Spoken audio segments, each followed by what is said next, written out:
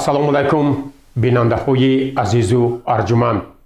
ҳоло ба таваҷҷӯҳи шумо нашри таҳлилӣ ва ҷанбастии ҳафта аз телевизиони симои шаҳри Панҷакейн манзур мегардад. ба ҳамагон маълум аст, ки давоми ҳафтаи сипаришуда дар кишварҳои ҷаҳон ҷумҳурии Тоҷикистон, вилояти Суғ ва шаҳру деҳоти Панҷакейн рӯйдоду воқеаҳои гуногуне ба амал омаданд, ки ҳоло хабарнигорони мо муҳимтарин рӯйдодҳои ҳафтаи сипаришударо барои шумо пешниҳод месозанд.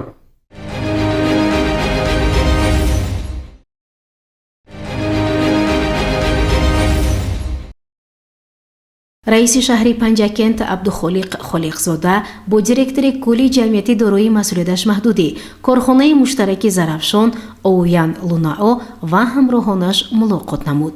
Нахуст раиси шаҳри Панҷакент изҳор дошт, ки Тоҷикистону Чин шарикони ҳамаҷонибаи стратегӣ мебошанд. Тақвият ва рушди муносибатҳои дӯстонаи дуҷониба ва ҳамкорӣ бо ин кишвар яке аз самтҳои афзалиятноки сиёсати хориҷии Тоҷикистон ба ҳисоб меравад. зимни суҳбат тарафайн фаъолияти ин коргоҳи азими саноатиро мавриди баррасӣ қарор доданд. зикр гардид, ки фаъолияти корхонаи муштараки Зарафшон, ки дар шаҳраки Суғдиёни ҷамоати деҳоти Косатарош ҷойгир аст, дар татбиқи ҳадафи чоруми стратегии ҳукумати ҷумҳурии Тоҷикистон саноати кунонии босуръати кишвар фаъолияти пурсамар дошта нақши муҳим дорад.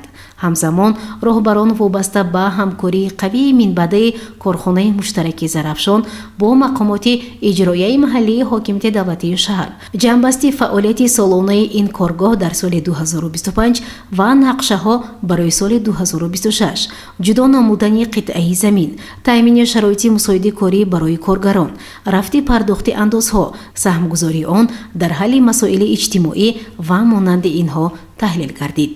ҳамзамон раиси шаҳри Панҷакент таъкид намуд, ки фаъолияти корхонаи муштараки Зарафшон сол аз сол беҳтар гардида бо ифтитоҳи корхонаи металлургии мисгудозӣ дар ҷамъияти дорои масъулияташ маҳдуди корхонаи муштараки Зарафшон ва таъсиси ҷойҳои нави корӣ бо маоши хуб ва беҳбудии шароит барои кормандон дар рушди соҳаи саноат, ғанӣ гардонидани буҷа ва саҳм гузоштан дар корҳои ободониву созандагӣ нақши муҳим дорад. дар навбати худ директори генералии корхонаи муштараки Зарафшон Оуян Лунао барои ҳамкории судманд ва дастгирии пайваста аз ҷониби ҳукумати ҷумҳурии Тоҷикистон ва мақомоти иҷроияи ҳокимияти давлатии вилояти Суғд ва шаҳри Панҷакент изҳори сипос намуда қайд кард, ки минбаъд низ коргоҳ ҳаҷми истеҳсолотро зиёд намуда омода аст дар амалӣ намудани ҳадафҳои созандаи ҷумҳурии Тоҷикистон саҳмгузор бошад. зеро бо шарофати сиёсати дурбинонаи сарони ду давлати дӯсту боҳамбародар ҷумҳурии Тоҷикистон ва ҷумҳурии мардуми Чин ҳамкориҳои иқтисодию саноатӣ сол аз сол рушд намуда корхонаҳои гуногун дар кишвар бунёд мегарданд. гузориши Муниса Атамуллоева ва Шоҳусайн Солеҳов.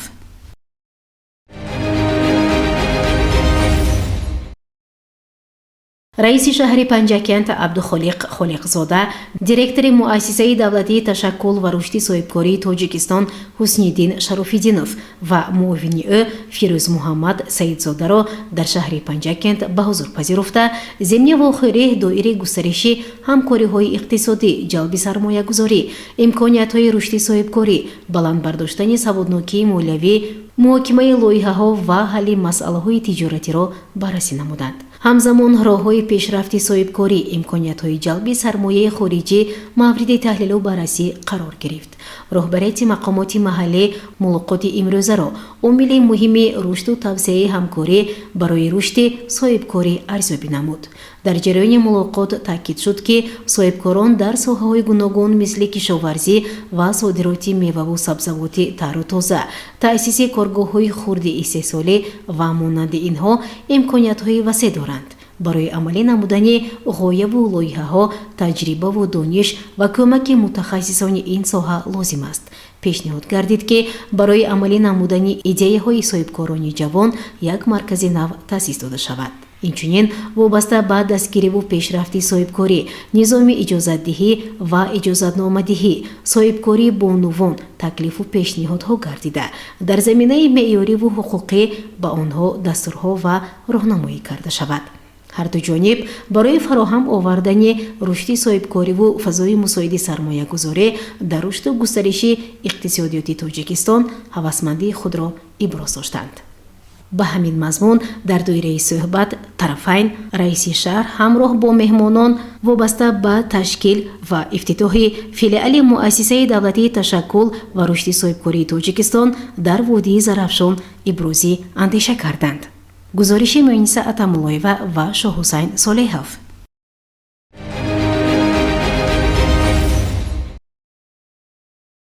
соҳибкорӣ дар рушди иқтисодии кишвар нақши муҳим мебозад. ин аст ки бо мақсади рушди соҳибкорӣ ва сармоягузорӣ баррасии масъалаҳои соҳа аз тарафи мақомоти иҷроияи маҳаллии ҳокимияти давлатии шаҳри Панҷакент чораҳои мушаххас андешида мешавад.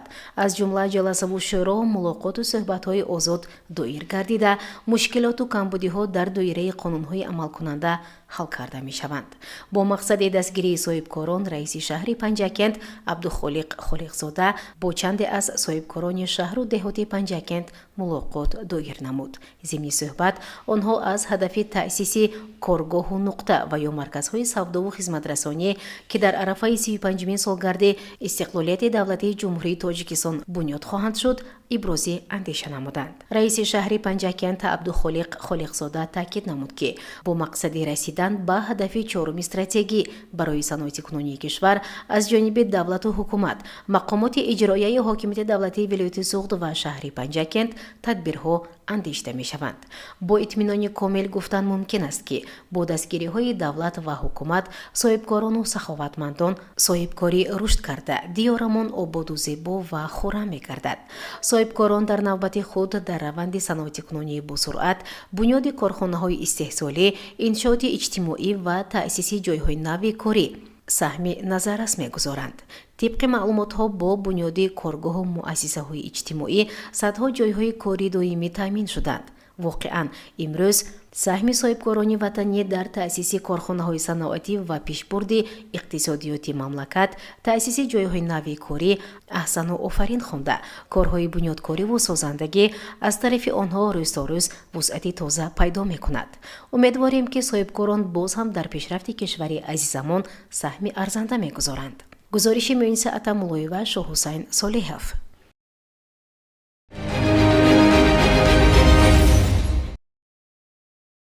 ҷаласа таҳти роҳбарии раиси шӯро, раиси шаҳри Панҷакент Абдухолиқ Холиқзода баргузор гардид. нахуст аъзони нави шӯро аз ҳисоби роҳбарони корхонаҳои азими саноатии шаҳр, намояндагони шарикони рушд, ташкилотҳои ҷамъиятӣ ва соҳибкорону ҳамватанони бурунмарзӣ аз ҷумла Оуян Лунау, директори генералии ҷамъияти дорои масъулияташ маҳдуди корхонаи муштараки Зарафшон, Го Чин Чианг, роҳбари генералии ҷамъияти дорои масъулияташ маҳдуди Бруатек Тоҷикистон Майнинг Инвестмент Лимитед, Зумрад Нурматова, роҳбари лоиҳаи идоракунии ҳамгироии захираҳои табиӣ барои рушди одилона ва устувор дар Водии Зарафшон, Абдушаидова, директори ташкилоти ҷамъиятии занони Шарқ, Руфатов Абдуҷалил, соҳибкори бурунмарзӣ, Юнусов Соҳибҷон, директори ҷамъияти дорои масъулияташ маҳдуди Канзи Диёр интихоб гардиданд.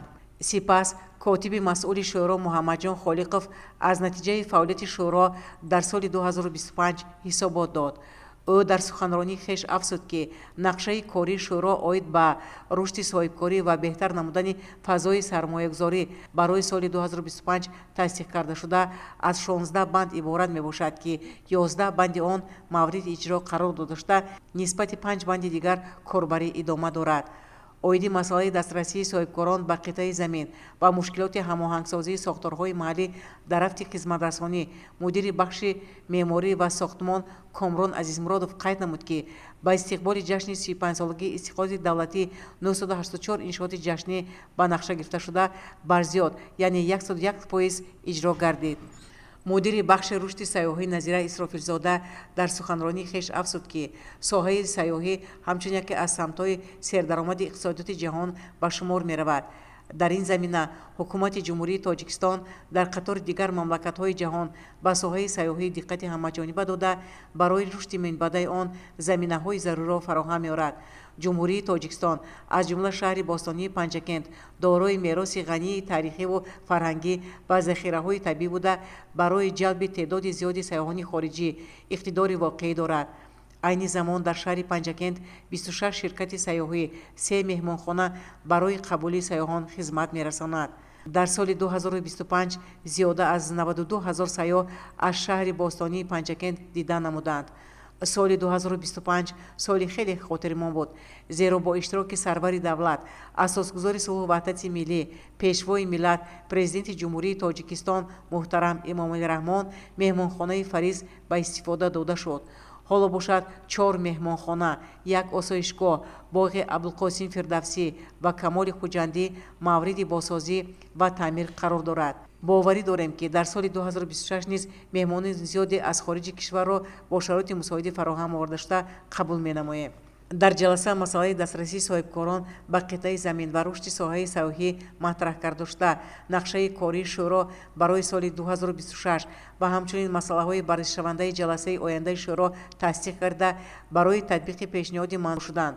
барои пешбурди фаъолияти соҳибкорӣ, ҷалби сармоягузорони дохиливу хориҷӣ, ба иқтисодиёт истифода аз фазои муносибати сармоягузорӣ, ҷалби соҳибкорон ба корҳои ободониву созандагӣ супоришҳои мушаххас дода шуданд. дар фарҷом ба як қатор соҳибкорону ҳунармандон ва намояндагони бахши хусусӣ сипосномаи мақомоти иҷроии ҳокимияти давлатии шаҳри Панҷакент тақдим карда шуд. гузориши Майсара Тиллоева ва Шоҳисан Солиҳов.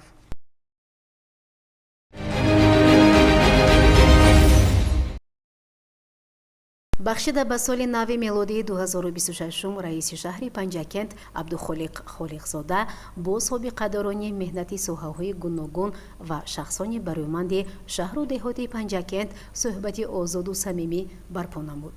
нахуст раиси шаҳр аз фаъолияти иҷтимоиву иқтисодии шаҳру деҳоти Панҷакент дар соли 2025 ва сафари пешвои муаззами миллат сарвари давлат муҳтарам Эмомалӣ Раҳмон ба вилояти Суғд аз ҷумла шаҳри Панҷакент дар сатҳи олӣ пешвоз гирифтани роҳбари давлат ва дар доираи он ифтитоҳи иншоотҳои гуногуни иҷтимоии ҷашнӣ, мулоқот бо фаъолони вилояти Суғд дар раванди 35-мин солгарди истиқлоли давлатии ҷумҳурии Тоҷикистон вусъат додани корҳои ободониву созанда хураму бунёдкорӣ, арҷгузорӣ ба арзишҳои миллӣ ҳарф зада таъкид намуд ки соли сипаришуда ҳамчун соли бубарор ва хотирмон буд. таъкид гардид ки соли гузашта ба шаҳри Панҷакент додани унвони баланди ифтихории шаҳри ҷаҳонии ҳунарҳои дастӣ барои сӯзани дӯзӣ ва баргузор намудани фестивали дар сатҳи баланди байналмилалии сӯзании Панҷакент яке аз дастовардҳои беҳтарини шаҳру деҳоти Панҷакент ба ҳисоб меравад.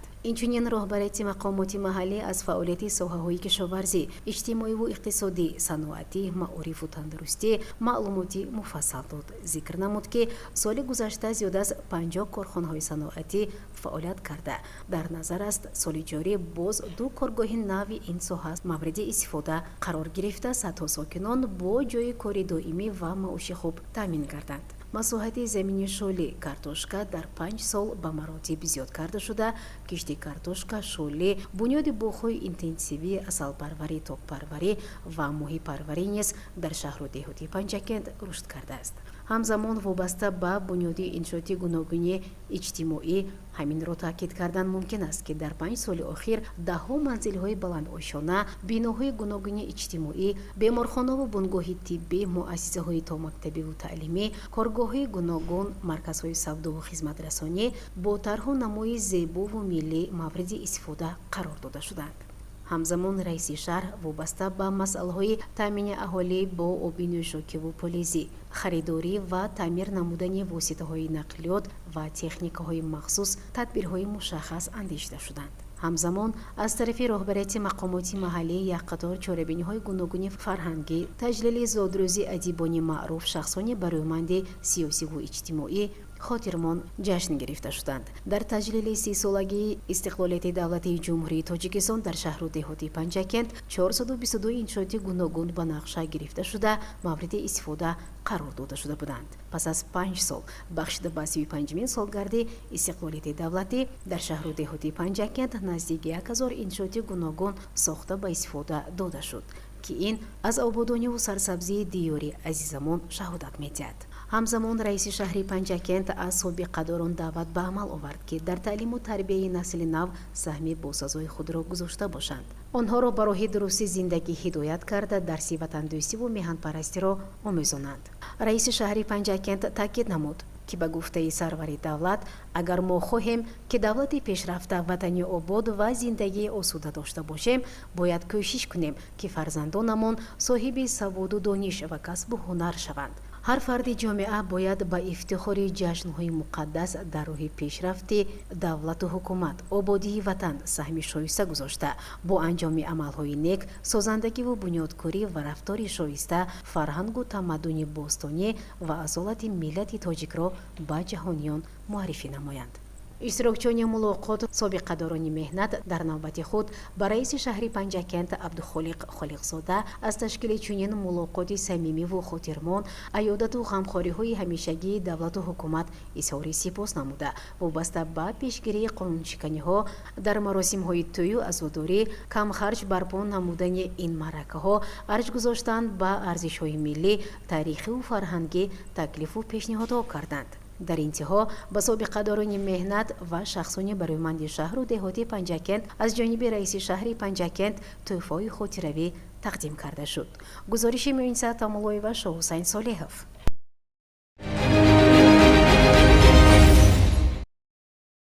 дар партави дастуру супоришҳо, иқдомҳои созанда ва дастгириҳои пешвои миллат, президенти ҷумҳурии Тоҷикистон муҳтарам Имомалӣ Раҳмон аз тарафи ҳукумати ҷумҳурии Тоҷикистон барои рушди соҳибкорӣ таваҷҷӯҳи махсус зоҳир мешавад. бо ин мақсад дар шаҳри Панҷакент филиали муассисаи давлатӣ ташаккул ва рушди соҳибкории Тоҷикистон мавриди истифода қарор гирифт. дар маросими ифтитоҳи ин муассисаи давлатӣ раиси шаҳри Панҷакент Абдухолиқ Холиқзода, директори муассисаи давлатӣ ташаккул ва рушди соҳибкории Тоҷикистон Ҳусниддин Шарофиддинов, муовини ин муассисаи давлатӣ Фирӯзмуҳаммад Саидзода ва дигар меҳмонон, соҳибкорон, намояндагони соҳаҳои гуногун ширкат варзиданд. филиали муассисаи давлатии ташаккул ва рушди соҳибкории Тоҷикистон дар ошёнаи якуми қасри геологҳои воқеъ дар маҳаллаи Боймурод Холмуродови шаҳри Панҷакент дар як фазои тантанавӣ ифтитоҳ гардид.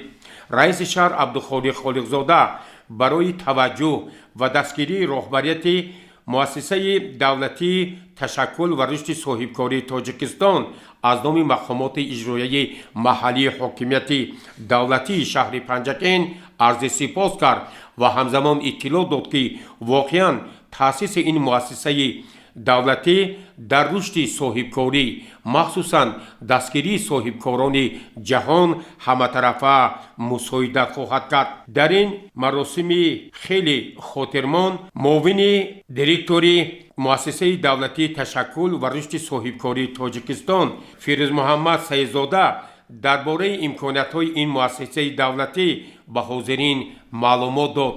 ӯ изҳор дошт ки инҷо 6 утоқи замонавӣ ва муҷаҳҳаз ташкил ёфта минбаъд метавонанд соҳибкорони шаҳру деҳоти Панҷакент ва дар маҷмӯъ минтақаи Зарафшон аз имкониятҳои ин муассисаи давлатӣ ҳаматарафа истифода намоянд. ӯ таъкид кард ки мо омода ҳастем барои соҳибкорони ҷавон курсҳои кӯтоҳмуддати омӯзишӣ ташкил намуда, ҳамчунин барои онҳо сарпарастонро низ муайян месозем. воқеан раиси шаҳр бори дигар таъкид намуд ки кушодашавии филиали муассисаи мазкур дар шаҳри Панҷакент барои дастгирии соҳибкорони ҷавон, имкониятҳои рушди соҳибкорӣ, баландбардоштани саводнокии молиявӣ ва роҳу усулҳои муосири идоракунии тиҷорат, ترتیب دادن بودجه، اداره‌کنی خراجات، رقمی‌سازی اقتصاد و استفاده با ثمر پول برای ساکنان شهر پنجکین یک زمینه خوبی را فراهم می‌آورد و اشتراکچیان این مراسم اطمینان حاصل کردند که صاحبکاران شهر و دهات پنجکین با کارمندان فیلیال مؤسسه دولتی تشکل و رشد صاحبکاری تاجیکستان در شهر پنجکین همکاری‌های واقعاً سودمند را گسترش می‌بخشند. ضمن صحبت معاون دیرکتور فیلیال مؤسسه دولتی تشکل و رشد صاحبکاری تاجیکستان فیروز محمد سیدزاده اندیشه‌هایش را چنین ارزیابی کرد. مؤسسه دولتی تشکل و رشد صاحبکاری تاجیکستان سال 2018 با مقصد دستگیری و رشد صاحبکاری در جمهوری تاجیکستان تأسیس داده شد. تا این جانب مؤسسه ما در منطقه‌های گوناگون از جمله شهر دوشنبه، بودی رشت، شهر خارو، منطقه ختلون، شهر کلوب و کانیبودان کار و فعالیت میکرد و امروز با دستگیری پیوسته روبروی مقامات اجرای حاکمیت دولت شهر پنجکین فیلیال نوبتی در شهر پنجکین شده شد. مقصد تأسیس خود فیلیال از آن عبارت است که ما توانیم که توسط جلب متخصصان ورزیده در ساحه صاحبکاری با استفاده از امتیازها و امکانیت‌های دولتی در سمت دستگیری صاحبکاری توانیم که صاحبکاران خود میانه را با درس‌های گوناگون و موضوع‌های مهم صاحبکاری جلب کنیم. از جمله توسط تشکیل چهاربینی‌های آموزشی از قبیل ترینینگ‌های آموزشی، برنامه‌های آموزشی در سمت اینکوباسیون، اکسلراسیون جلب کنیم و توانیم که از بین صاحبکاران شهر پنجکین آینده متخصصان خوبی ساحه صاحبکاری را انتخاب کردن، با آنها برنامه‌های مهم صاحبکاری آموزانی و توانیم که در همکاری با مقامات‌های صلاحیت‌دار دولتی از جمله شریکان رشد و مؤسسه‌ها و پلتفرم‌های گوناگون تشبس‌های سازنده صاحبکاران را روی گیم که کاغذ بیاریم و توانیم که صاحبکاران خود میانه را توسط برنامه‌های آموزشی قابلیت استعداد تشکیل کار و فعالیت صاحبکاریشان را تکمیل دهیم.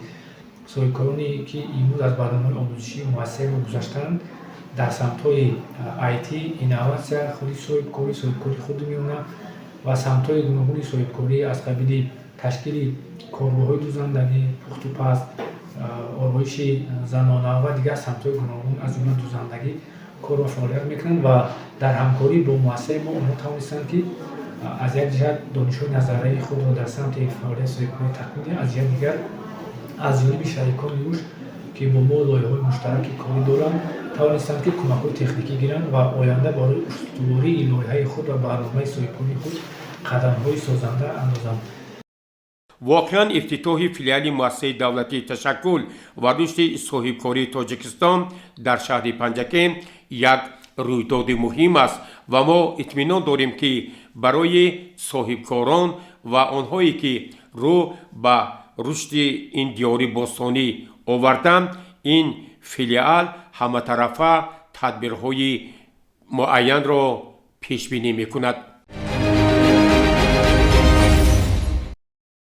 چاره‌واداری از سمت‌های سرdaromadi соҳаи кишоварзӣ маҳсуб ёфта аҳолиро бо гӯшту ширӣ аз лиҳози экологӣ тоза таъмин менамояд. در شهر پنجکین در جهت پیشرفت ساحه مذکور تدبیرهای ضروری اندیشیده برای زیاد نمودن نسل چاروا و سرشماری آن تمام امکانیت‌های موجوده ثمراناک استفاده کرده می شود. ضمن سفر کاری به دهات خلیفه حسن رئیس شهر پنجکین عبدالخالق خالقزاده از فعالیت یک قطار فرمه‌های خرد چارواداری دیدن نموده به مسئولین دستور داد که ساحه چاروا پروری و به مسائل مربوط این ساحه اعتبار جدی ظاهر نمایند. زیرا چارواداری و رشد این ساحه از عامل‌های اساسی تامین امنیت آذوقه‌واری می باشد. در فرمه‌های بالا ذکر زیاده از 50 سر بقاهای ذاتی گوناگون و بیش از 10 سر چاروای کلان شاخدار شیرده پرورش کرده می شوند. در فرجام سفر رئیس شهر از رفت کارهای ساختمانی در بینای بیمارخانه کودکان بازدید نموده برای در مهلت معین شده و با صفت بلند به انجام رسانیدن کار و تا جشن 35 سالگی استقلال دولتی جمهوری تاجیکستان به استفاده دادن بینای مذکور مسئولین را وظیفه دار نمود. افزون نمودن استحصال محصولات خودی و واردات عوض کننده بنیاد کارگاه‌های خرد کارکرد محصولات خام محلی از نقطه‌های مهم هدف چهارم استراتژی مملکت صنعت کنونی با سرعت کشور محسوب می‌شود. و در این جهت با دستور اساسگذاری صلح و وحدت ملی پیشروی ملت پرزیدنت جمهوری تاجیکستان محترم امامعلی رحمان در مملکت تدبیرهای زیاده اندیشیده می شود. مقامات اجرایی حکومت دولتی شهر پنجکند نیز این مسئله را در مد اول قرار داده است. رئیس شهر عبدالخالق خالقزاده هنگامی بازدید از جمعیت دارای مسئولیتش محدود شیراز که به استحصال محصولات شیری مشغول است شناس گردید. حالا در کارگاه مذکور نمودهای محصولات شیری از قبیل شیر، جرقات، قیماق، فله، روغن زرد و غیره استحصال شده توسط نقطه‌های سودا به خریداران پیشکش کرده می شود. همچنین کارگاه در 2 دهه یخدان گذاشته از ساکنان به واسطه در محل زیستشان شیر را خریداری می کند. ضمن بازدید رئیس شهر پنجکند عبدالخالق خالقزاده به صاحب کار جهت دقت جدی دادن به صفت محصولات و دسترس نمودن آن به ساکنان با نرخ‌های دسترس سپارش داد. گزارش مرتبه رحمان و وشا حسین صالحов.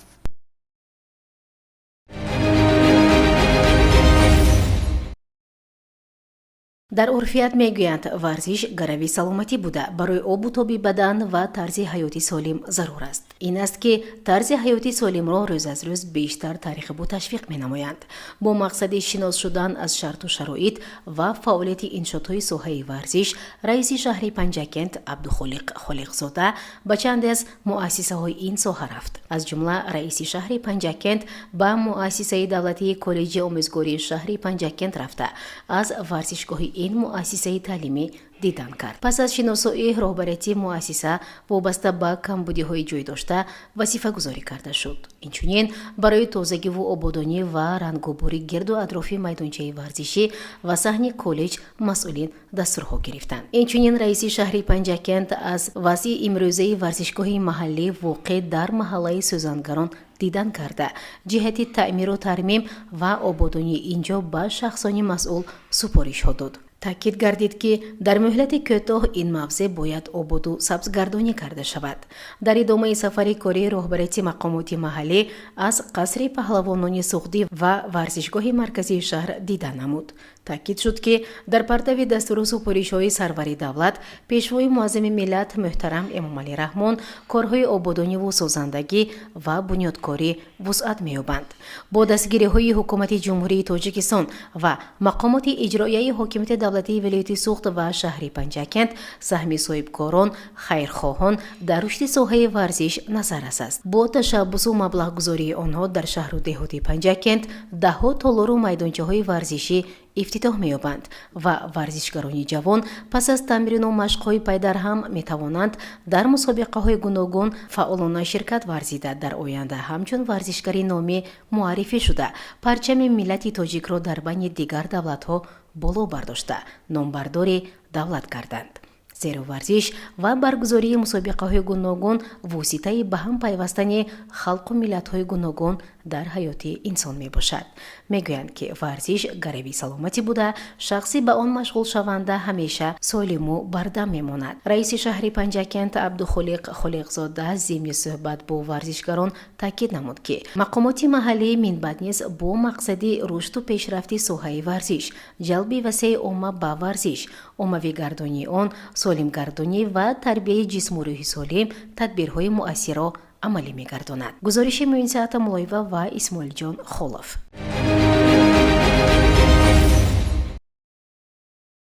در شهر پنجکند همیشه توجه به تامین امنیتی اوزوقاوری در بازارها و در این ردیف به فعالیت گرمخانه‌ها در سطح ضروری برآمده مانده شده است. کشت و پرورش زراعت در شرایط گرمخانه امکان می‌دهد که در فصل زمستان طلبات بازاری داخلی با محصولات تر و تازه کشاورزی از جمله پمیدور و بادرنگ تامین باشد. رئیس شهر پنجکند عبدالخالق خالقزاده ضمن سفر کاری خود در جماعت دهاتی خلیفه حسن از گرمخانه ماغیان اگرو دیدن نمود.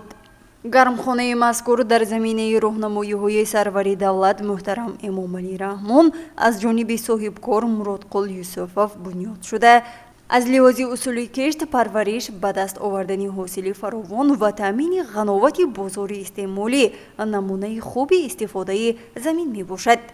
масоҳати гармхона 1 гектарро ташкил намуда, дар он помидору қаланфури булғорӣ, қулфинай, лимӯ, гулкарам, бодринг ва дигар навъи сабзавот дар ҳар фасл бо шакли муосир кишту парвариш мешавад. хатҳои технологӣ, тарҳи Кореяи Ҷанубӣ ва истеҳсоли кишвари Чин буда, обёрии сабзавот бо усули қатрагӣ сурат мегирад.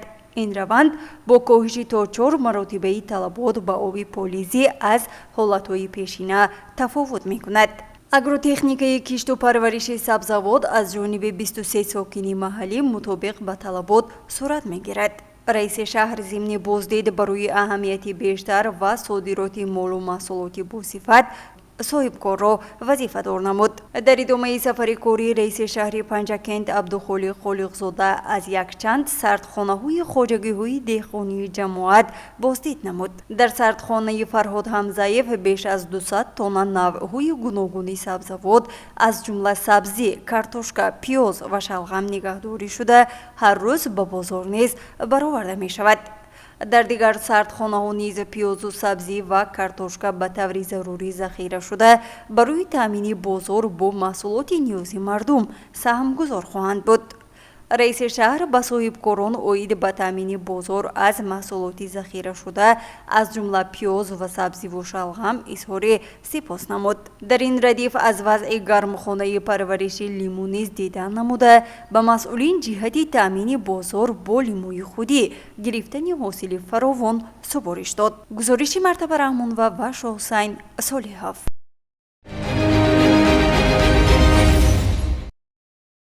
раиси шаҳри Панҷакент Абдухолиқ Холиқзода зимни сафари кории хеш аз ҷамоати деҳоти Соҷина бо фаъолияти як қатор соҳибкорон ва кишоварзон ошно гардид. аз ҷумла сокини деҳаи Навбаҳор Абдуғанӣ Ҳамроев як сардхонаро барои нигаҳдории меваҷот аз ҷумла себ дар фасли зимистон омода намудааст. ӯ ба раиси шаҳри Панҷакент Абдухолиқ Холиқзода иттилоъ дод, ки бо меваҳои захиравии хеш метавонад аҳолиро бо чунин меваҳои тару тоза таъмин намояд ва дастраси харидорон гардонад. раиси шаҳри Панҷакент Абдухолиқ Холиқзода дар рафти сафари кории хеш аз корхонаи истеҳсоли қуму шағал, ки бо маром идома дошт, дидан намуд. инҷо соҳибкор Рустам Наҷмиддинов иттилоъ дод, ки барои сохтмончиён оиди таъмини қуму шағал кӯшиш доранд, ки сари вақт талаботи онҳоро қонеъ гардонанд. дар ҷамъияти дорои масъулияташ маҳдуди Салмон Бинокор низ истеҳсоли шифр низ хуб ба роҳ монда шудааст. аллакай харидорони зиёде дорад, зеро он бо сифати хуб ва нархи дастрас омода мегардад. ҳамзамон раиси шаҳри Панҷакент Абдухолиқ Холиқзода зимни сафари кории хеш аз сохтмони бинои иловагии муассисаи таҳсилоти миёнаи умумии рақами 69 дидан намуда дастур дод, ки он бо сифати аъло ва дар муҳлати наздик ба истифода дода шавад. дар идомаи сафари кории хеш раиси шаҳри Панҷакент аз рафти зимистонгузаронӣ ва захираҳои маҳсулоти кишоварзии як қатор сокинони ҷамоати деҳоти Соҷина дидан намуда изҳори қаноатмандӣ намуд ва дастур дод, ки минбаъд низ роёндани ҳосили фаровони маҳсулоти кишоварзӣ ва захираи онро идома диҳанд. гузориши Майсара Тиллоева ва Исмоилҷон Холов.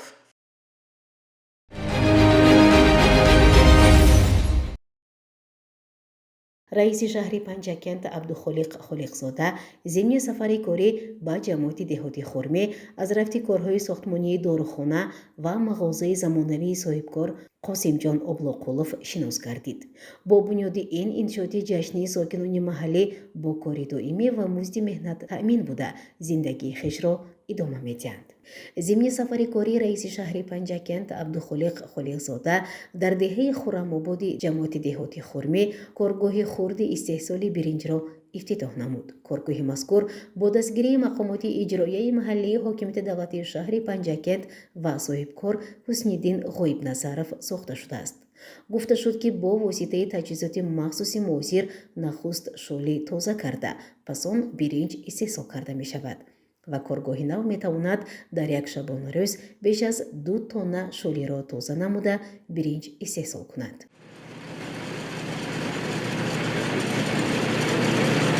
ҳамчунин дар идомаи сафари кори раиси шаҳри панҷакент аз рафти тозакунии канал дар деҳаи ҳавзак шинос гардида ҷиҳати тозаву озода намудани канал ва гирду атрофи он, рангубор кардани деворҳои манзилҳои истиқоматӣ, шудгори замин, омодагӣ ба кишти баҳорӣ, дарахтчинониву сабзгардонӣ, умуман ободонии деҳа дастурҳо дод.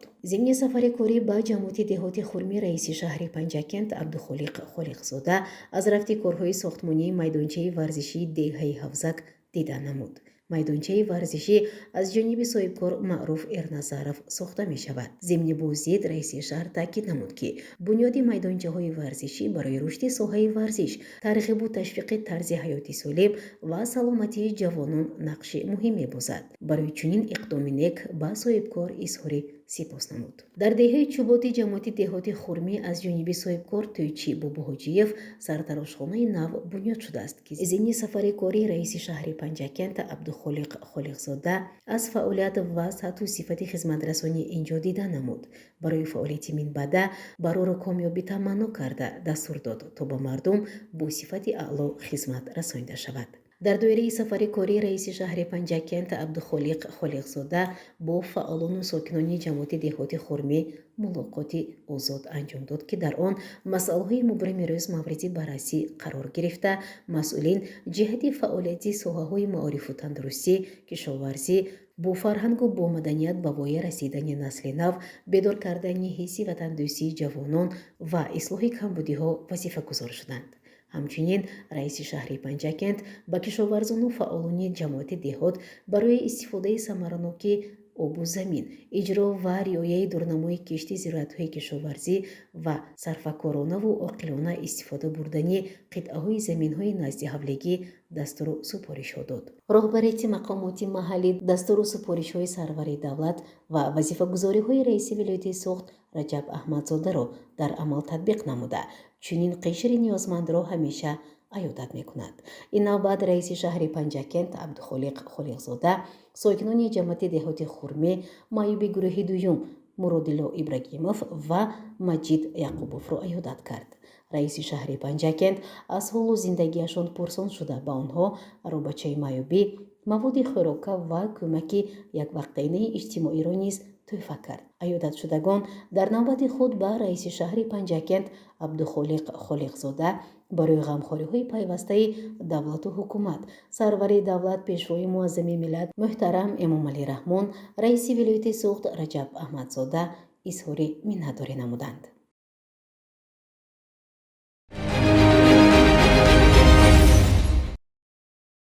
соҳаи маориф яке аз соҳаҳои муҳиму пешбарандаи ҷомеа буда ҳамеша ба таваҷҷӯҳ ва дастгирӣ ниёз дорад. ба ҳамин хотир асосгузори сулҳу ваҳдати миллӣ пешвои миллат президенти ҷумҳурии Тоҷикистон муҳтарам Эмомалӣ Раҳмон дар паёми ҳарсолаи хеш ба Маҷлиси олии кишвар ба ин соҳа аҳамияти бештар медиҳанду талаб мекунанд ки дар саросари ҷумҳурӣ ҷиҳати рушди соҳаи маориф чорабиниҳо сурат гиранд. бо ташаббуси мақомоти иҷроии ҳокимияти давлатии шаҳри Панҷакент таҳти роҳбарии раиси шаҳр Абдухолиқ Холиқзода имрӯзҳо дар шаҳру деҳот барои рушди ин соҳа ҳама чораҳои зарурӣ роҳандозӣ шуда истодааст.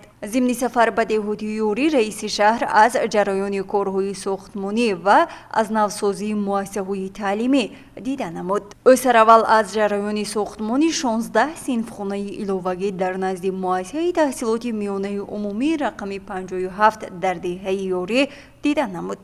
зимни боздиди зикр гардид ки синфхонаҳои иловагӣ ки аз ҷониби соҳибкорон ва шахсони ватандӯст бунёд мешавад, барои фароҳам овардани шароити мусоиди таълиму тарбия мусоидат хоҳад кард. дар идомаи сафари кори Абдухолиқ Холиқзода аз бунёди ҷойҳои нишаст барои варзишгоҳи муассисаи таҳсилоти миёнаи умумии рақами 9 деҳаи Юрӣ ҷамоати деҳоти Юрӣ дида намуда барои ободонии як гӯшаи муассиса ба саҳмдорони он изҳори миннатдорӣ намуд ва барои таъмир ва ба шароити муосир ҷавобгӯ намудани варзишгоҳи мактаб масъулинро муваззаф намуд. раиси шаҳр қайд намуд ки мақомоти иҷроии ҳокимияти давлатии шаҳри Панҷакент барои дастгирии онҳо ҳамеша омода аст ва барои таҷдиди варзишгоҳи мазкур соҳибкоронро дастгирӣ менамояд. инчунин раиси шаҳр аз рафти сохтмони бинои нави муассисаи таҳсилоти миёнаи умумии рақами 116 воқеъ дар деҳаи рӯзи обноки деҳоти ёрӣ шинос гардид. иттилоъ дода шуд ки бо анҷом ёфтани корҳои таъмиру навсозӣ синфхонаҳо, утоқҳои корӣ ва инфрасохтори мактаб ба талаботи муосир мутобиқ гардонида мешавад, ки барои баланд бардоштани сифати таҳсил заминаи мусоид фароҳам меорад. зимни шиносоӣ бо рафти корҳои сохтмонӣ ба пудратшон, ҷиҳати анҷоми саривақтӣ ва сифати баланди иншоотҳо дастору тавсияҳои мушаххас дода шуд. раиси шаҳр дар идомаи сафари кори худ ба деҳоти ёрӣ нафарони дорои маъюбият доштаро аёдат намуда, аз ҳоли зиндагии эшон дидан намуд. зимни аёдат раиси шаҳр иброз намуд ки ҳифзи иҷтимоии маъюбон аз ҷумла шахсони дорои имконияташон маҳдуд яке аз самтҳои муҳим ва асосии сиёсати иҷтимоии давлату ҳукумат, махсусан асосгузори сулҳу ваҳдати миллӣ, пешвои миллат, президенти ҷумҳурии Тоҷикистон муҳтарам Эмомалӣ Раҳмон ба ҳисоб меравад. дар ин самт новобаста аз иду ҷашнҳо корҳои муҳиму назаррас анҷом дода, барои дастгирии қишри ниёзманди ҷомеа тадбирҳои зарур амалӣ карда мешавад. аёдатшудагон аз дастгириву ғамхориҳои доимии роҳбарияти кишвар ба пешвои муаззами миллат, президенти ҷумҳурии Тоҷикистон муҳтарам Эмомалӣ Раҳмон ва раиси шаҳр изҳори сипос ва миннатдории худро баён намуданд. гузориши Мартаба Раҳмонова ва Шоҳсайн Солиҳов.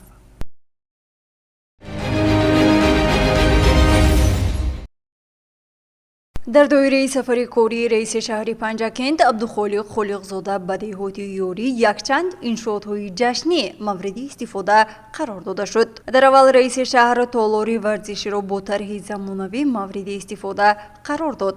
ҳангоми ифтитоҳи толори варзишӣ гуфта шуд ки минбаъд сокинони маҳалла, хусусан ҷавонону наврасон метавонанд дар ин толор ба тамрин машғул шаванд. барои рушди қобилиятҳои ҷисмонӣ ва тарзи ҳаёти солим шароити мусоид фароҳам оварда шудааст. раиси шаҳри зимни суханронии худ аз иқдоми ватандӯстона ва шоистаи соҳибкори маҳаллӣ Ифтихори Муталиб изҳори сипос намуда, таъкид намуд ки рушди соҳаи варзиш, ҷалби ҷавонон ба машғулиятҳои ҷисмонӣ ва фароҳам овардани инфрасохтори муосири варзишӣ аз самтҳои афзалиятноки сиёсати иҷтимоии давлат ва ҳукумати ҷумҳурии Тоҷикистон ба ҳисоб меравад. устоди варзише ки дар ин толор ба ҷавонон тамрин медиҳад, солҳои зиёд дар давлатҳои хориҷа фаъолият намуда таҷрибаи ғанӣ барои пешбурди соҳаи варзиш дошта. мегӯяд имрӯз зиёда аз 60 нафар барои машғул шудан ба варзиш назди мо омада, ҳатто аз деҳаҳои ҳамсоя мехоҳанд бо мо бипайванданд. ман устози варзиш аз ҳамин деҳаи ёрӣ намуди варзиш карате кёкушинкай стили японӣ чанд сол боз ҳамида дар Федератсияи Россия тренерша кор кардам. омадам ки ватани худо обод кунам. ана бачаҳо омадагӣ бисёр, талабдоро бисёр деҳат qishloqi ҳамсоя даъват кардем. биё гуфта шояд мегӯям кушоем инҷа мебиём ниҳоят талабдор бисёр. ҳозир 50-60 нафар тайёр. ба қарибӣ дар чӣ будем Арабистони Саудӣ чемпионат ҷаҳон буд, гапзанон кардем, ҳамҷа иҷозат доданд барои кӯшидан дар ҷаҳонӣ. худо хоҳад соли оянда уже ҳамҷа иштирок гирифт ҷаҳонӣ. барое ки ман худам тайёр шудам, ҷо надоштам. раҳмат ҳамин шахсияте ки тайёр кард, яъне шахс тайёр кард, мо истифода бурдасем барои мардум ҷавонон. Ифтихори Муталиб аз ин амали худ қаноатманд набуда, мехоҳад ошёнаи якуми биноро низ барои дӯстдорони бозиҳои варзиш омода намуда ба истифода диҳад. мо тасмим гирифтем ки дар деҳаи ёрӣ хунон як толори варзишӣ бар ҳаво кушода намуда, ҷавонон ҳамаи нияту орзу ба оянда насли наврас биёянд, машқ кунанд, рӯ ба варзиш биёранд, аз беҳуда гаштан, аз чӣ ягон мурод ҳосил намешавад, биёянд манфаътдор барои халқи, барои насли навраси Тоҷикистон аст. дар оянда нақшаҳо ҳаст. якум этажи толорро тениси рӯи миз, бильярдни стол монда, ҳамаи ният, ҳамаи нақша барои насли наврас, барои ҷавонони деҳаи зебоманзар ва берун аз деҳа варзишгаро биёянд, машқ кунанд, парчами Тоҷикистонро баланд дар ҷумҳурӣ ва берун аз ҷумҳурӣ бардоранд. раиси шаҳр ҷиҳати ҳарчи зудтар ба анҷом расонидани корҳо ва омода намудани ҷавонон ба мусобиқаҳои варзишӣ супориш дод. ҳамзамон дар ин сафар дар деҳоти ёрӣ як маркази савдоии замонавӣ ба истифода дода шуд. Он аз ҷониби соҳибкор ҷовид абдуев сохта шуда дар маркази савдоии мазкур 4 нафар ба кори доимӣ таъмин гардиданд. абдухолиқ холиқзода зимни боздид қайд намуд ки ба мардум софдилона хизмат намоянд ва ба сифати молу маҳсулот аҳамияти ҷиддӣ диҳанд. инчунин 2 мағоза ва як сартарошхонаи замонавӣ низ дар ин сафар мавриди истифода қарор дода шуд ки маҷмӯан дар онҳо беш аз 15 нафар бо ҷойи кори доимӣ таъмин шуданд. мағозае ки соҳибкор эраҷ ҷалилов сохтааст 4 нафарро бо ҷойи кор таъмин намуда барои дар мағоза ба фурӯш гузоштани молу маҳсулоти худӣ вазифадор гардид. 4 нафар бо ҷойи кор таъмин кардам. мехоҳам дар оянда бо ман инҷа дуюм этажаш артели дӯзандагӣ ба истифода тиям. абдумаликзода аз ҳамин деҳаи ёрӣ ҳастам ки имрӯз бо сардори акаи раҷ ҷойи кор таъмин кардан моро як 4 нафар ҳамин мағозаба бо сардори ҳамин кас ҳамин мағозае кушодем ки ба халқ хизмат карда бо нархҳои дастрас ҳамин савдо карда мардума таъмин намоем. зимни боздид аз ин иншоотҳо раиси шаҳр ба соҳибкорони маҳаллӣ тавсия дод ки сатҳу сифати хизматрасониро баланд бардошта фаъолияти худро мутобиқ ба талаботи аҳолӣ ба роҳ монанд. дар идома бо сокинон суҳбати озод доир намуда ӯҳдадориҳои эшонро дар тарбияи дурусти кӯдакону наврасон, истифодаи самараноки замин, захираи маҳсулоти ғизоӣ барои ҳар як оила таъкид намуд. тавассути дастгирӣ ва имтиёзҳое ки ҳукумати мамлакат муқаррар намудааст ҳоло талаботи бозори дохилӣ ба тухми мурғ пурра таъмин карда мешавад.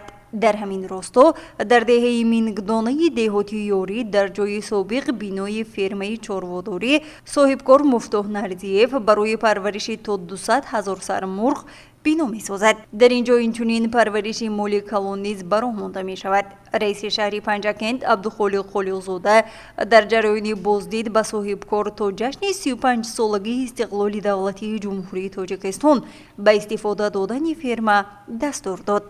ҳамзамон раиси шаҳр дар деҳаи дашти қозии деҳоти ёрӣ аз фермаи чорводории соҳибкор Масрур Савриев ки 50 сар чорвои хушзод ба парвариш гузошта шудааст дида намуд. ба соҳибкор барои зиёд намудани саршумори чорво ки харидорони доимӣ дорад супориш дода шуд. гузориши Мартаба Раҳмонова ва Шоҳсайн Солеҳов.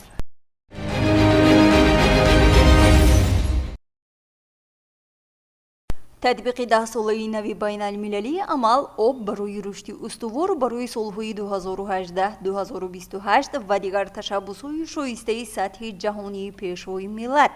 муҳтарам Эмомалӣ Раҳмон дар масъалаи обу иқлим ҳамеша аз ҷониби ҷомеаи ҷаҳонӣ ва созмонҳои бо нуфузи байналмилалӣ пуштибонӣ меёбад. таъмини оби тозаи ошомиданӣ ба сокинон ва ҳалли мушкилоти дар ин самт ҷой дошта идомаи татбиқи ташаббусҳои шоёни роҳбарияти олии давлат ва ҳукумати ҷумҳурии Тоҷикистон буда он марҳила ба марҳила амалӣ карда мешавад.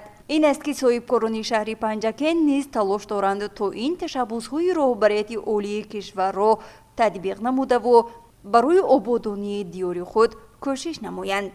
зимни сафар ба деҳоти ёрӣ раиси шаҳри Панҷакент Абдухолиқ Холиқзода 2 чоҳи амудӣ барои оби нӯшокиро дар маҳаллаи Фушун ва равоти деҳаи ёрӣ мавриди истифода қарор дод. зикр гардид ки чоҳи амудӣ бо дастгирии мақомоти иҷроии маҳаллии ҳокимияти давлатии шаҳр ва соҳибкор Мирзоев Асрор бо маблағи 600 000 сомонӣ бунёд ёфта беш аз 200 хоҷагӣ бо оби тозаи ошомиданӣ таъмин мегардад. من مرزا ابرار یکی از صاحبکارهای جماعت دهاتی یاری من همین 2026 رو تصمیم گرفتیم که ای پدر مادرم و نیتی خانه خدا را داشتن گفتن که اول یا آبادی شروع برای جماعت برای مردم تاجیکستان کنیم من همین آرزو کردیم همین روزا خدا نصیب من آب برو بریم و چطوری 170 متر من آب برو آمد 500 نفر اهالی میرسادیم این آبادی سماتی ها برو آمد و تشابهی صاحبکارو برادران ما میرزایفو همین کارا با عهده خود گرفتیم. من خدا رو شکر برام داد ما رحمت خواهم دیدستیم برای آبادی همین دیاری و ریف نیاتی گرمخانه رو داریم زیاده از 10 هکتار گرمخانه امروز وعده کردیم خدا خواهد همینم تا 2028 به اتمام میرسونیم. با دوش خود ما میگیریم توی کارو. از آن جمله میرزایفو. چاه عمودی با استفاده از چقوری 105 متر دسترس شده به اطلاع مسئولین در یک ثانیه امکان استخراج نمودن 25 لیتر آب را دارد. رئیس شهر پنجکن تاکید نمود که این روند از تدبیرهای عملی حکومت جمهوری تاجیکستان بهر دسترسی اهالی با آب نوشابه تازه به حساب رفته از مسئله‌های مهم اجتماعی و سالمی اهالی محسوب می‌یابد.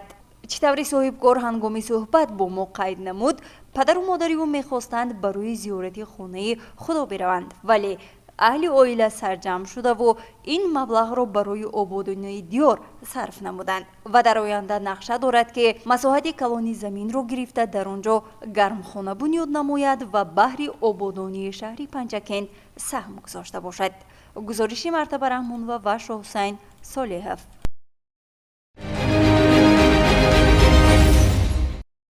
ҳайати роҳбарӣ мутахассисону коргарони корхонаи муштараки тоҷикистону чин зарафшон соли 2025-ро бо нишондодҳои назарраси истеҳсолӣ дар рушди саноати кӯҳӣ ва маъдани кишвар ҷамъбаст карданд. дар корхонаи муштараки зарафшон натиҷаҳои ҷамъбасти фаъолият дар соли 2025 дар толори зебою мунаққаши бо рамзҳои солинавӣ оро ёфтаи корхона зимни як ҷамомати бошукӯҳи маъмурият ва кумитаи иттифоқи касаба таҳлилу баррасӣ гардида нақшаҳо барои соли 2026 мушаххасу муайян шуданд.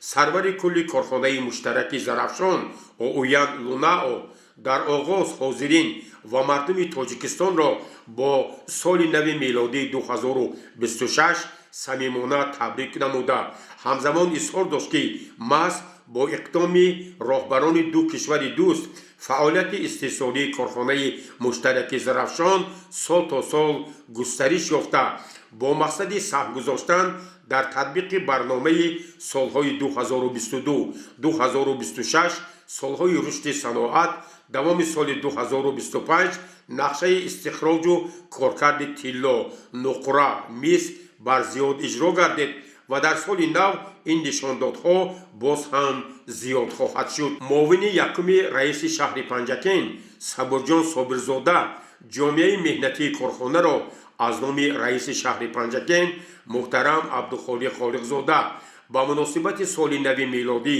2026 шодбош гуфта ҳамзамон таъкид кард ки роҳбарияти корхона дар партави нишондодҳои паёми пешвои миллат президенти ҷумҳурии тоҷикистон муҳтарам имомалӣ раҳмон барои насби хатҳои муосири истеҳсолӣ, таъсиси ҷойҳои нави корӣ, пардохти маблағҳои буҷет, истиқболи сазовори 35-мин солгарди истиқлоли давлатӣ бо дастовардҳои назарраси саноатӣ тадбирҳои созанда меандешанд. зимни ироаи паёми солинавӣ раиси кумитаи иттифоқи касабаи корхонаи муштараки зарафшон фатҳулло рустамов ба ҳозирин иттилоъ дод ки соли 2025 аз тарафи кумитаи иттифоқи касаба дар ҳамкорию ҳамбастагӣ бо маъмурияти корхона ҷиҳати фароҳам овардани шароитҳои мусоиди кору истироҳат, табобату солимгардонии коргарон, таъмини дастгириҳои иҷтимоӣ, корҳои муайян анҷом ёфта ин раванд дар соли нави 2026 бо маром идома меёбад. барои иштирокчиёни ҷамомади солонаи идона дар бораи фаъолияти истеҳсолӣ корпораtsияи саноати кӯҳии зиҷини ҷумҳурии мардумии чин дар дохилу хориҷи кишвар аз ҷумла нақши технологияи он дар рушди истеҳсолоти калонтарин корхонаи саноати маъданҳои қиматбаҳои зеризаминии ҷумҳурии тоҷикистон корхонаи муштараки зарафшон филми мустанад намоиш дода шуд. дар идомаи барномаи идона бозии лотарея хеле шавқовар ҷараён гирифта ба ғолибон тӯҳфаҳои пулӣ тақдим гардид. ба дарёфти шоҳиҷоизаи ин бозии идона корманди кумитаи иттифоқи касаба дилором набиева шарафёб шуд. тадбиргирандагони кӯдакистони бунавша, санъаткорони коқи фарҳанги корхона бо пешниҳоди барномаи дилнишини адабию мусиқӣ, қироати шеърҳо, اجرای رقص و سرودها به زبانهای تاجیکی و چینی، تبریک و هدیه خلطشه های سال نوی، بابای برفی به کودکان، مهارت سخنوری راویان گلندان محمودова و مهینه بانو نعمت الله و طبع حاضرین را شاد و مسرور گردانیدند. گزارش عباس همراه‌زاده و اسماعیل جان خالق.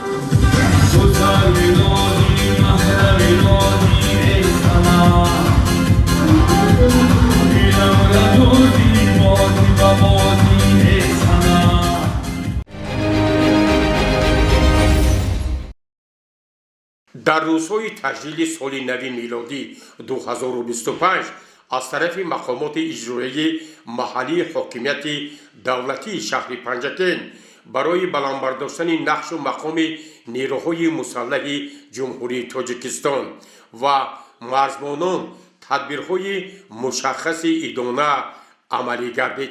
در زمینه تجلیل سال نو میلادی 2026 با اشتراک معاون یکم رئیس شهر پنجکن صبرجان صابرزاده و معاون رئیس شهر پنجکن مراد شکرزاده در قسم نظامی 05 170 وزارت مدافع جمهوری تاجیکستان مستقر در شهر پنجکن و قسم سرحدبانی 0203 کمیته دولتی امنیت ملی جمهوری تاجیکستان در شهر پنجکن ملاقات صحبت‌های ادانه برگزار گردید. از طرف نمایندگان مقامات اجرایی محلی حاکمیت دولتی شهر پنجکن با افسران و سربازان این قسم‌های نظامی تحفه‌ها تقدیم گردید. تاکید شد که در اساس دستور سفارش‌های پیشوای ملت پرزیدنت جمهوری تاجیکستان سرفرمانده عالی قوه‌های مسلح مملکت محترم امام علی رحمان قسم‌های نظامی تحت نظارت و غمخوری‌های مقامات اجرایی محلی حاکمیت دولتی شهر پنجکن قرار دارند. همزمان برای افسران و سربازان دسترخوان‌های پرناز و نعمت ادانه تهیه گردیده. مورد ذکر است که در قسم نظامی 05170 همه افسران و سربازان مورد توجه و غمخواری نوبتی قرار گرفته. در نوبت خویش آنها برای چنین توجه به رهبریت مقامات اجرایی محلی حاکمیت دولتی شهر پنجکن عرض سپاس کردند.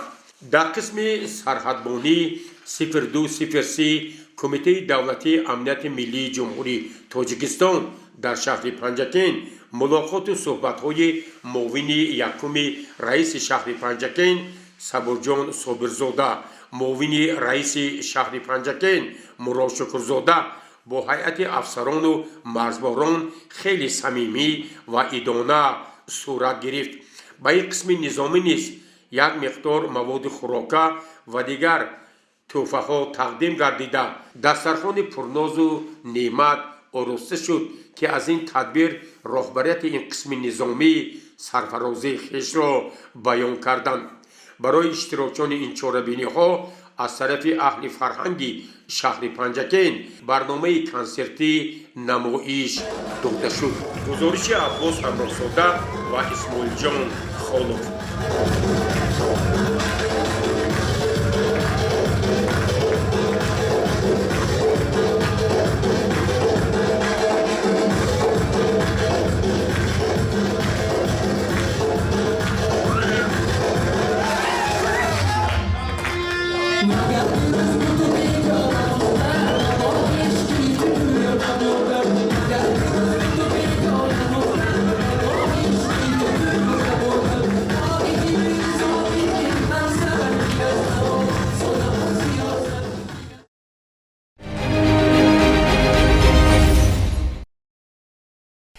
در دایره سپارش‌های خطی پروکراتور گنرالی جمهوری تاجیکستان و پروکراتور ولایت سوخت از طرف کارمندان پروکراتور شهر پنجکن جهت صرفه نیروی برق، پیشگیری از حادثه‌های خودسرانه استفاده بردن نیروی برق، سر وقت پرداخت نمودن مبلغ‌های آن و دیگر طلبات‌هایی که به ساحه برقرسانی مربوط است ёрдамчиёни прокурори шаҳри Панҷакен Назаров Хушнуд ва Саидзода Раҳимҷон дар кӯчаҳои шаҳри Панҷакен бо мардум мулоқотҳо ороста аз онҳо даъват карданд ки ҳатман дар ин фасли зимистон барои сарфаи нерӯи барқ тамоми имкониятҳоро сафарбар намоянд.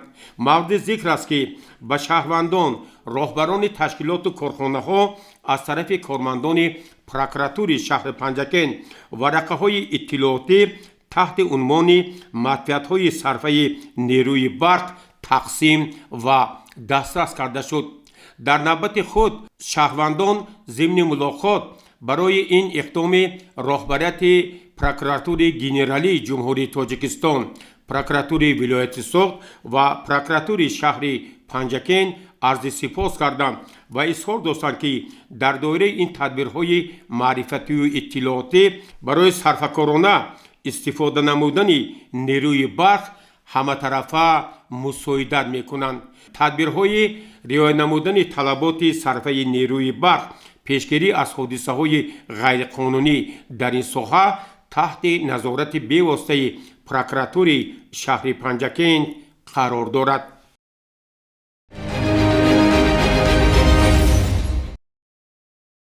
фаъолияти шӯрои ҷамъиятии ҳаракати ваҳдати миллӣ ва эҳёи Тоҷикистон дар шаҳри Панҷакен аз рӯи ҷанбасти соли 2025 ва нақшаи вазифаҳо барои соли 2026 зимни ҷаласаи муштарак таҳлилу баррасӣ гардида қарорҳо қабул шуданд.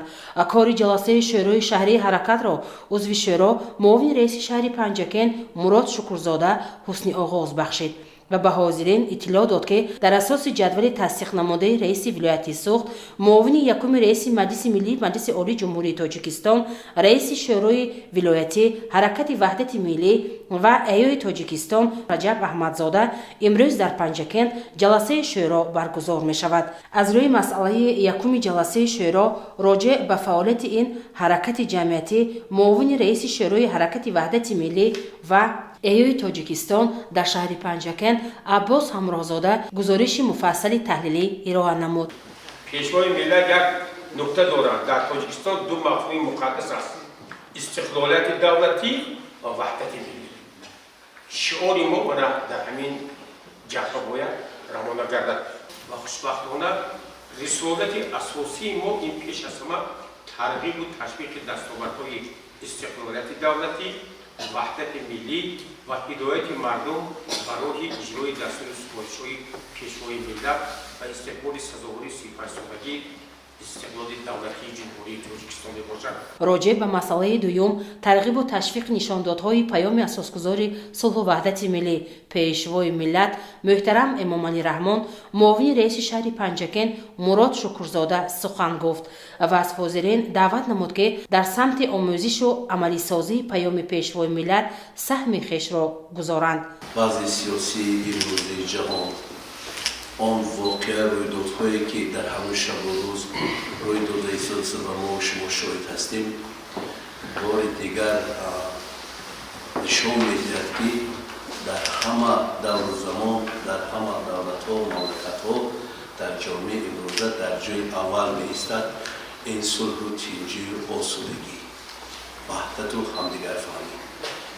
дар ҳар он ҷое ки сулҳ ҳаст, ваҳдат аст, хоҳорҷамӣ аст ва дар он ҷо мардум аз паси пешвои муаззами миллатшон мераванд, дар он ҷо хайру баракат аст, дар он ҷо ободонию осудагӣ аст.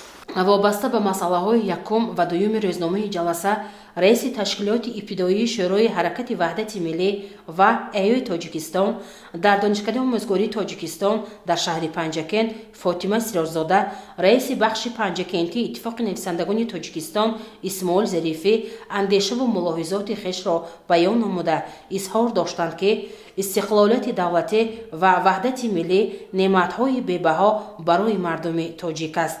иштирокчиёни ҷаласа нақшаи кории шӯрои шаҳрии ҳаракатро барои соли 2026 тасдиқ намуда аз рӯи масъалаҳои муҳокимашуда қарорҳои дахдор қабул гардид. дар поини ҷаласа муовини раиси шаҳри Панҷакен Мурод Шукрзода бори дигар изҳор дошт ки мо бояд ҳамчун фаъолони ҳаракати ҷамъиятии ваҳдати миллӣ ва эҳёи Тоҷикистон тамоми ҷаҳду талошҳои хешро дар самти иҷрои дастуру супоришҳо нишондодҳои паёми пешвои миллат президенти ҷумҳурии Тоҷикистон муҳтарам Эмомалӣ Раҳмон, ҳидоятҳои раиси вилояти Суғд Раҷаб Аҳмадзода ва дастурҳои раиси шаҳр Абдухолиқ Холиқзода равона намуда ҷашни фархундаи 35-солагии истиқлоли давлатии ҷумҳурии Тоҷикистонро бо дастовардҳои назаррас дар ҳамаи соҳаҳо истиқбол мегирем.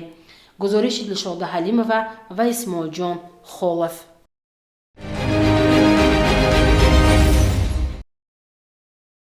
мутобиқи нақшаҳои таблиғотии прокуратури шаҳри Панҷакен силсилаи мулоқоту суҳбатҳо бо сокинони корхонаю муассисаҳо, ҷамоатҳои деҳот ва маҳаллаҳои шаҳр вобаста ба омӯзиш, тарғибу ташвиқ ва мавриди амал қарор додани паёми навбатии пешвои миллат президенти ҷумҳурии Тоҷикистон муҳтарам Эмомалӣ Раҳмон ки санаи 16 декабри соли 2025 ба Маҷлиси Олии Ҷумҳурии Тоҷикистон ироа карда буданд бо маром идома дорад. ёрдамчии прокурори шаҳри Панҷакен Назаров Хушнуд бо сокинони ҷамоати деҳоти Хурмии шаҳри Панҷакен вобаста ба таблиғи паёми навбатии президенти ҷумҳурии Тоҷикистон муҳтарам Эмомалӣ Раҳмон як мулоқоти хеле судманд анҷом дод. зимни ин мулоқот ёрдамчии прокурори шаҳри Панҷакен Назаров Хушнуд ба сокинони ҷамоати деҳоти Хурмӣ иттилоъ дод ки санаи 16 декабри соли 2025 президенти ҷумҳурии Тоҷикистон пешвои миллат муҳтарам Эмомалӣ Раҳмон дар бораи самтҳои асосии сиёсати дохилию хориҷӣ, рушди иқтисодиву иҷтимоии мамлакат паёми навбатии хешро ироа намуданд. дар ин паём асосан натиҷаҳои рушди иқтисодиву иҷтимоии Тоҷикистон давоми 10 соли охир мавриди таҳлилу баррасӣ қарор гирифта барои соли 2026 бахшида ба 35-солагии истиқлоли давлатии ҷумҳурии Тоҷикистон нақшаҳо ва супоришҳои мушаххас гузошта шуд. дар ҷараёни ин мулоқот аз тарафи намояндаи прокуратури шаҳри Панҷакен аз роҳбарияти ҷамоати деҳоти Хурмӣ, фаъолон ва мардуми ин диёр даъват ба амал оварда шуд ки онҳо бояд матни паёми пешвои миллат президенти ҷумҳурии Тоҷикистон муҳтарам Эмомалӣ Раҳмонро ҳаматарафа омӯзанд, дар омӯзиш ва татбиқи он саҳми арзанда гузошта дар заминаи ин паём бояд барои вусъати корҳои ободониву созандагӣ, сабзу хуррамгардонӣ, худшиносии миллӣ ба ифтихори 35-солагии истиқлоли давлатии ҷумҳурии Тоҷикистон тадбирҳои мушаххас андешанд. роҳбарияти ҷамоати деҳоти Хурмӣ барои баргузории чунин як мулоқоти судманд шарҳу изоҳи муҳтавои паёми сарвари давлат президенти ҷумҳурии Тоҷикистон муҳтарам Эмомалӣ Раҳмон ба роҳбарияти прокуратури шаҳри Панҷакен миннатдорӣ баён намуда ҳамзамон таъкид гардид ки дар заминаи нишондодҳои ин паём фаъолияти ҷамоати деҳоти Хурмӣ дар соли фархундаи ҷашни 35-солагии истиқлоли давлатии ҷумҳурии Тоҷикистон боз ҳам густариш меёбад. гузориши Аббос Ҳамроҳзода ва Талабшоҳ Тошиф.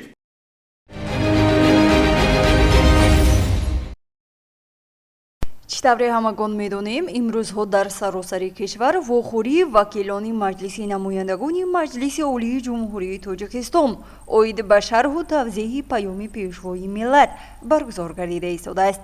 дар шаҳри Панҷакен низ чунин вохӯриҳо ҷараён дошта вакили маҷлиси намояндагони маҷлиси олӣ Миршакар Ҷалолзода ба шаҳри Панҷакент барои вохӯрӣ бо интихобкунандагонаш ташриф оварда буд. дар рафти ин сафар Миршакар Ҷалолзода ба идораи Кумитаи иҷроии Ҳизби Халқии Демократии Тоҷикистон дар шаҳри Панҷакент рафта аз шароити коргарони ҳизб дар он ҷо дидан намуд. او را مراد شکرزاده معاون رئیس شهری پنجکент همراهی نمود. سرول ایشان از تالار کمیته اجرایی حزب خلق دموکراتی تاجیکستان در شهر پنجکent دیدن نموده از داشتن چنین یک تالاری بر هوا بر رئیس حزب خلق دموکراتی تاجیکستان در شهر پنجکent مستانه مرادزاده ابراز اندیشه نمود. سپس میرشکر جلالزاده به اتاقهای کاری کارمندان کمیته اجرایی شهری رفته با ایشان هم صحبت شد و از وضع کاربری آنها دیدن نموده برایشان در سمت فعالیت من بعد بردباری ها تمنا نمود. او قید نمود که داشتن چنین یک شرایط کاری از غمخوری های رهبریت دولت گواهی داده ما را ضرور است که جواباً به این مهربانی ها در سمت فعالیت خود کاربری نموده بهر پیشرفت و آبادانی دولت عزیزمان کار و فعالیت نماییم. گزارشی مرتبه رحمان و شاه حسین صالحов.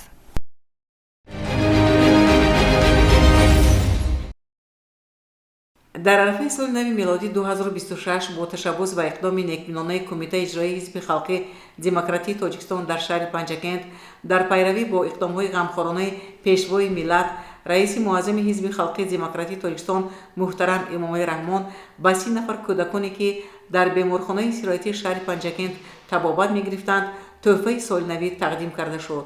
در چاره‌بینی مذکور وکیل مجلس نمایندگان مجلس عالی جمهوری تاجیکستان شادیزاده پرویز، رئیس کمیته اجرایی حزب خلق دموکراتی تاجیکستان در شهر پنجکent مستانه مرادزاده شرکت ورزیده کودکان را با فرارستی سال نو میلادی شادباش گفته شفای کامل تمنا نموده تحفه‌های سالنوی را تقدیم کردند. همزمان 31 دکبر سال 2025 در تالار مجلسگاه جماعت دهات چینار واخوری وکیل مجلس نمایندگان مجلس عالی جمهوری تاجیکستان شادیزاده پرویز شادیبای با فعالان جماعت دهات چینار برگزار گردید. چاره‌بینی را مستانه مرادزاده رئیس کمیته اجرایی حزب خلق دموکراتی تاجیکستان در شهر پنجکent آغاز نمود.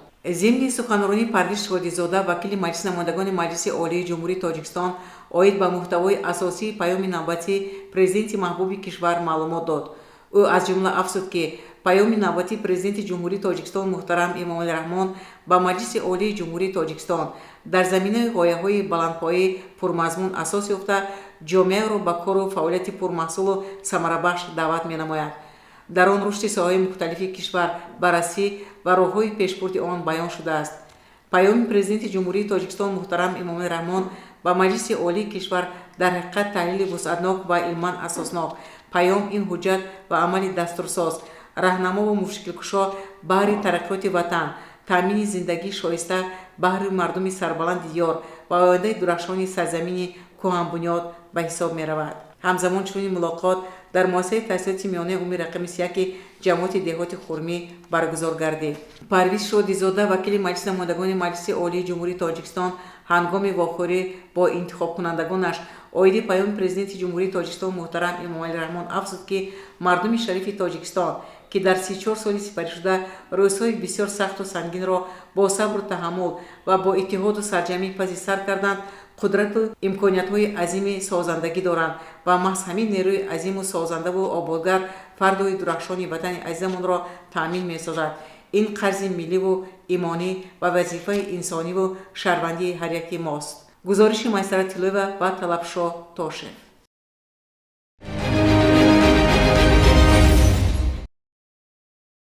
در پرتو دستور و هدایت‌های اساسگذاری صلح و وحدت ملی پیشروی ملت پرزیدنت جمهوری تاجیکستان محترم امامعلی رحمان در سمت احترام کلانسالان و کمک نمودن با عائله‌های احتیاجمند از جانب شورای سابقه‌داران جنگ و مهنت پیوسته با مسئولیت بلند در آستانه هر یک جشن و مراسم سخاوت و مروت نشان داده می شود. رئیس شورای سابقه‌داران جنگ و مهنت شهری پنجکent ابوالقل رضایف دستور و سفارش‌های رهبریت کشور را سرمشق کار خود قرار داده سابقه‌داران کسب و کاری گوناگون شهر را عیادت و ایشان را با سال نو میلادی شادباش گفته با آنها تحفه‌های مالیوی تقدیم نمود. در اول رئیس شورای سابقه‌داران جنگ و مهنت از حالی سابقه‌دار بوتاєв بابامراد دیدن نموده از نام رهبریتی شهر و شورای سابقه‌داران جنگ و مهنت سال نو او را تبریک نموده به او سلامتی بردوام تمنا نمود. بوتاєв بابامراد نیز در نوبت خود با شکرگزاری از آبادانی و آزادی تاجیکستان عزیز در حق رهبری دولت اساسگذار صلح و وحدت ملی پیشوای ملت پرزیدنت جمهوری تاجیکستان محترم امامعلی رحمان، رئیس ولایت سوغد رجب احمدزاده، رئیس شهری پنجکند عبدخالق خالقزاده و شورای سابقه‌داران جنگ و مهنت دعای نیک نموده سال نو را به همگان تهنیت گفت. آن تازه به حال زندگانی در شد. آن مرغ طرف که بود نامش شباب، افسوس ندانم که کی آمد و کی شد.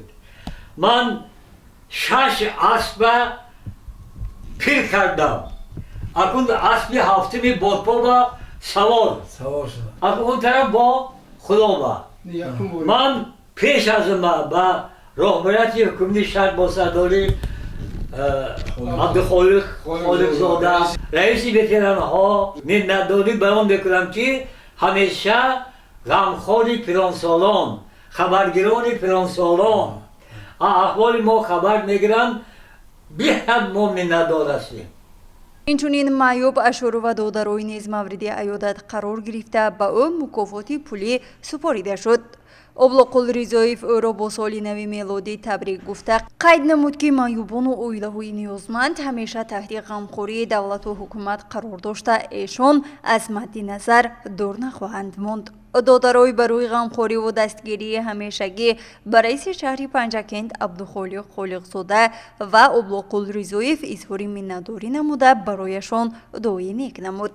همزمان سلطانوف عبدالرحمن سابق کارمند کارخانه دولتی فرعی خواجگی منزلی و کمونالی نیز مورد عیادت قرار گرفته به او برای مهنت پرثمر به خلق و دیار اظهار منتداری بیان گردید. علیموف جمعبای، رحمان قلوف کریم و در عموم 16 نفر سابقه‌داران بیماران بستری معیوبان از جانب رئیس شورای سابقه‌داران جنگ و مهنتی شهری پنجکند ابلاغ رضایف مورد عیادت قرار گرفته به آنها مکافات پولی تقدیم گردید و برایشان در سال جدید سلامتی خانه آباد و دل شاد تمنا گردید. گزارش مرتبه رحمان و وش حسین صالحوف.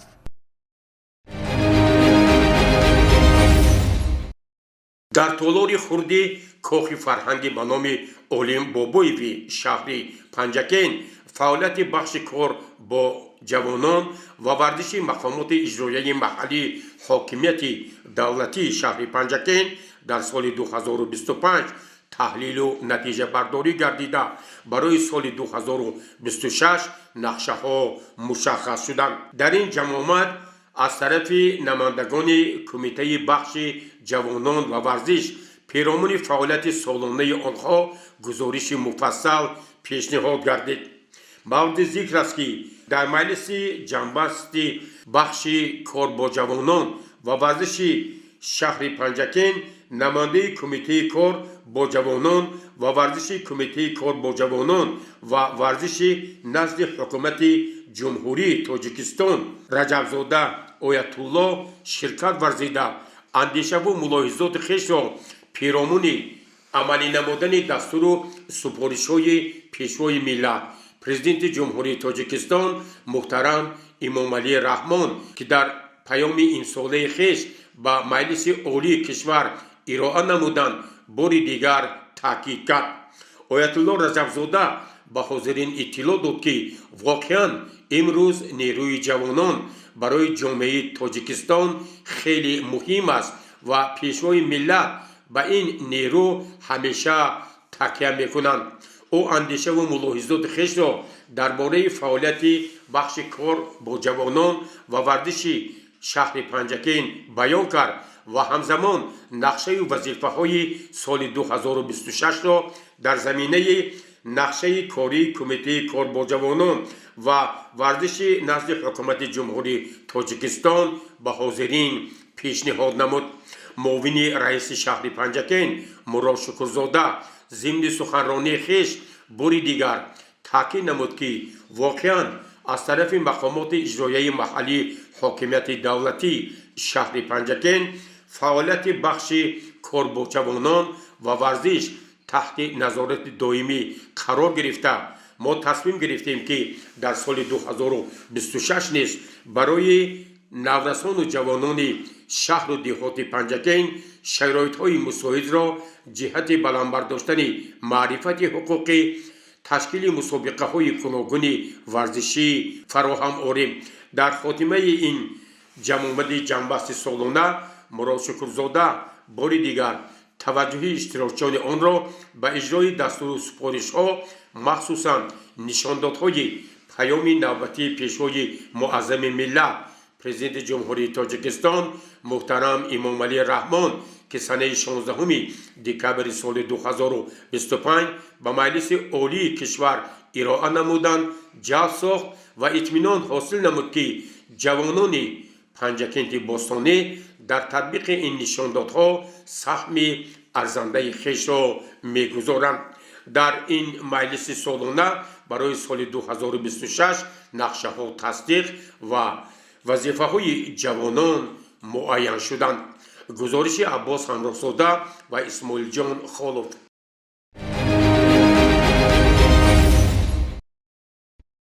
واقعا هفته‌ای که سپری گردید در خاطرات ما با رویداد واقعه‌های گوناگونش ثبت خواهد شد.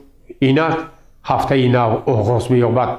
ما به همه شما بینندگان عزیز و ارجمند در هفته نو پیش از همه تن صحت، خانه آباد، بخت و سعادت و موفقیت‌ها در همه جاده‌های زندگی آرزو می‌کنیم و من امید می‌کنم که مردم پنجکینت باستان در راه تطبیق سیاست سازنده اساسگذار صلح و وحدت ملی پیشوای ملت پرزیدنت جمهوری تاجیکستان محترم امام علی رحمان سهم ارزنده خویش را می‌گذارند و ما همگان جشن فرخنده 35مین سالگرد استقلال دولتی جمهوری تاجیکستان را سزاوار استقبال می‌گیریم. سلامت و سربلند باشید.